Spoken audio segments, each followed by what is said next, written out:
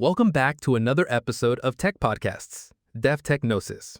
I'm your host, Yash, and today we're exploring a fascinating shift in the tech industry, why maintenance is the new development in 2025. This is one of those topics that doesn't get as much hype as launching a brand new product, but it's becoming the backbone of sustainable success.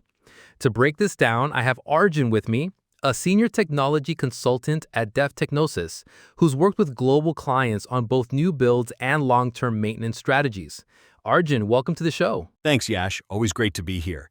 And I'm glad you chose this topic because, honestly, in 2025, companies that aren't prioritizing maintenance are already falling behind, sometimes without even realizing it. Right. Traditionally, when people think of software or app development, they imagine an intense build phase, followed by a launch party, and then they move on to the next big thing. But that approach is changing, isn't it? Exactly. In the past, the development part was considered the star of the show. Maintenance was almost an afterthought, something you did if there was a bug or a system crash. But now, the real growth and competitive advantage come after launch. Maintenance is where you adapt to market changes, integrate user feedback, and ensure your product stays relevant and secure. So, would it be fair to say that in 2025, development is no longer just about building, it's about continuously evolving? Absolutely. And this evolution is driven by a few big shifts. First, technology cycles are faster than ever. AI tools, security protocols, operating systems, they're all updating at breakneck speed. If your app, website, or software isn't being actively maintained, it can become outdated in just a few months. Second, user expectations are sky high. They don't just want a functional product, they want it to be fresh, intuitive, and perfectly aligned with the latest trends. That makes sense. And I suppose the rise of subscription-based models also ties into this. If customers are paying monthly or yearly, they expect continuous improvements. Exactly. Whether it's SaaS platforms, mobile apps, or even smart devices, ongoing updates are part of the value proposition. Think about it. Netflix doesn't just keep the same catalog for years. They constantly add, remove, and optimize content. That same logic applies to software. So, Arjun, for our listeners who may be startup founders or CTOs, what does maintenance actually cover in this new era? Good question. In 2025, maintenance isn't just about fixing bugs.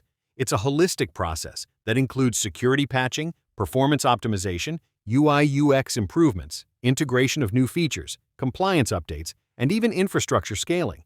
It's like owning a car. You don't just repair it when it breaks down. You service it regularly, upgrade parts, and ensure it runs smoothly for years. And I imagine neglecting maintenance in 2025 can be pretty costly, right? Very costly.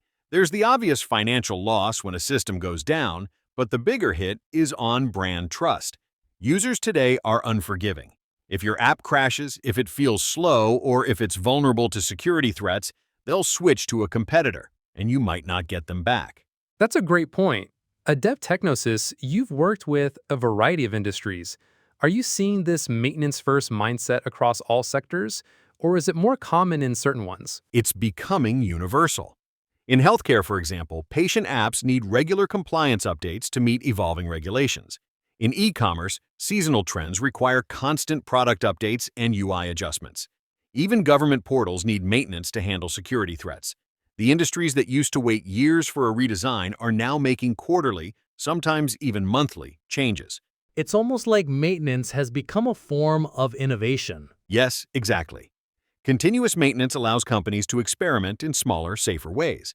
Instead of waiting for a big version 2.0 release, they can roll out incremental improvements. This keeps users engaged and reduces the risk of massive overhauls. That's interesting because it means that the development teams of 2025 need different skill sets. It's not just about building from scratch anymore. Right. Modern development teams are hybrid. They need people who can troubleshoot, yes, but also think creatively about product growth. At Dev Technosys, for example, we don't separate development and maintenance into silos. The same team often handles both, so there's continuity in vision and execution. Now, here's a question I know some listeners are wondering.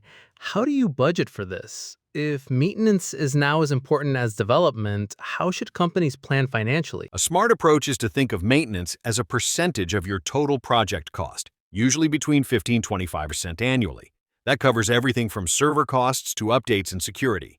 And in some cases, companies even allocate equal budgets to maintenance and new development because they see it as an investment in long-term product health.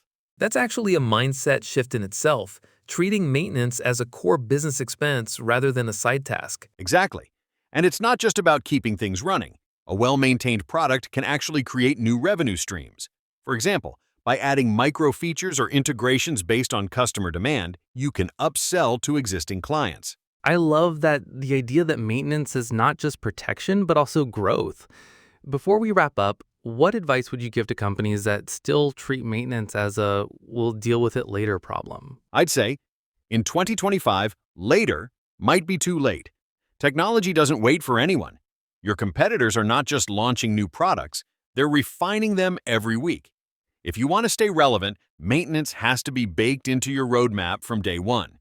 Partner with a team, like we do at Dev Technosys, that sees the full life cycle, not just the launch phase. That's solid advice. Well, Arjun, thanks for joining us today.